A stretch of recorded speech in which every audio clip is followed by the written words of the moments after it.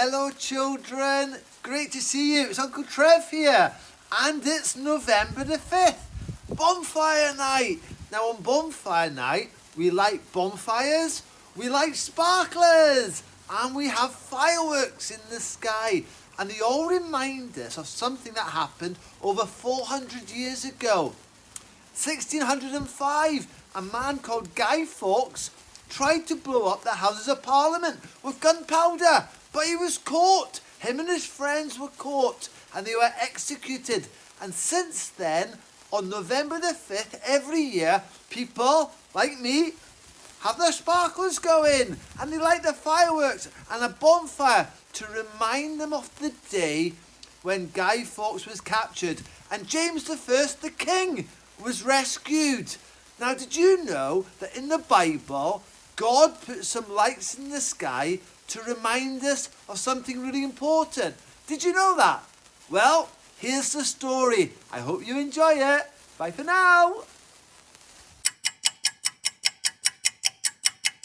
Noah was a very old man who loved God with all of his heart. He talked to God and did what was right.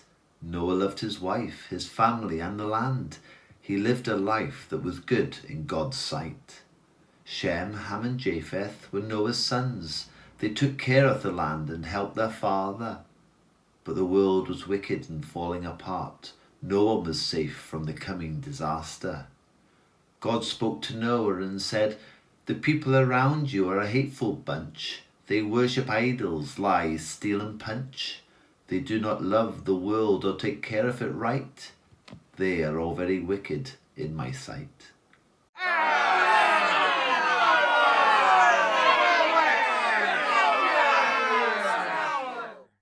God watched the people turn the world into waste.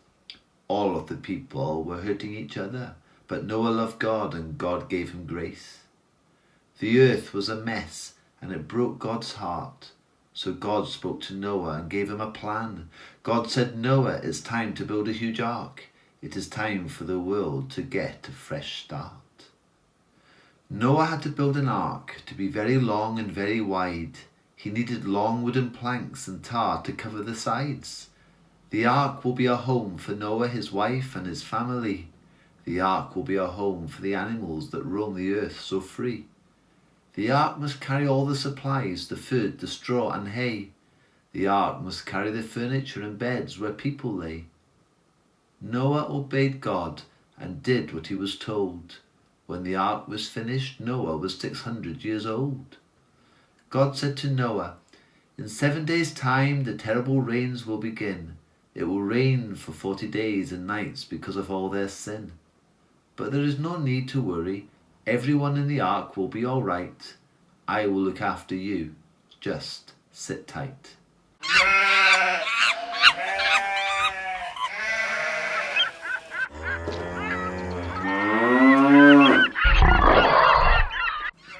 God called the animals to enter the ark. They filed in 2 by 2 onto the ark's floor. Once everyone was inside, God closed the door.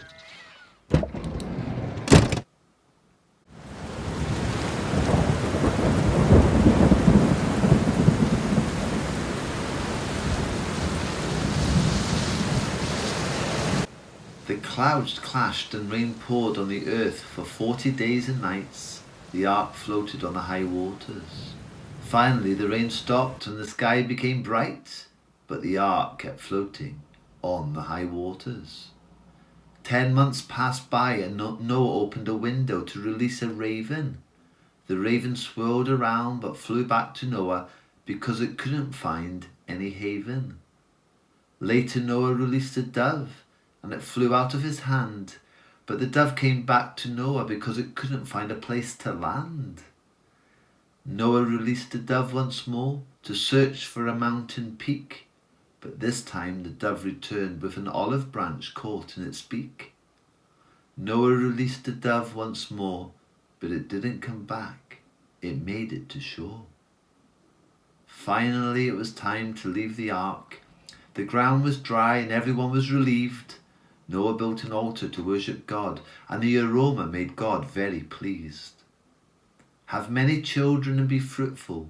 said God as he blessed Noah, his sons and all their wives. The earth will never flood again. The rainbow will remind you of my promise all the days of your lives.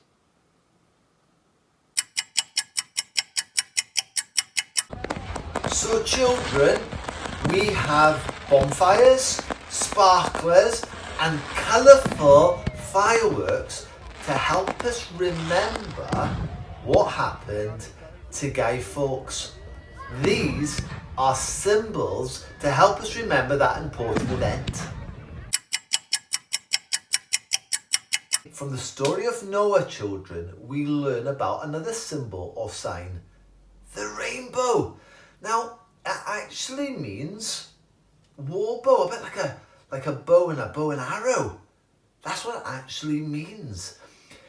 God put in the clouds his own war bow as a sign of the covenant or the promise that he was making with Noah. He was making it with Noah and all living things, that he'd never ever in the future destroy all living things with a flood. It's as if the symbol of war had become the symbol of God's peace and God's mercy.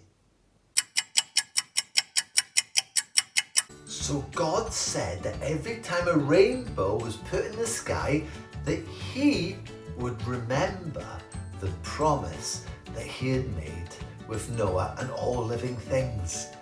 Against the black storm clouds, God's war bow is changed into a rainbow by the sunlight of his mercy and grace.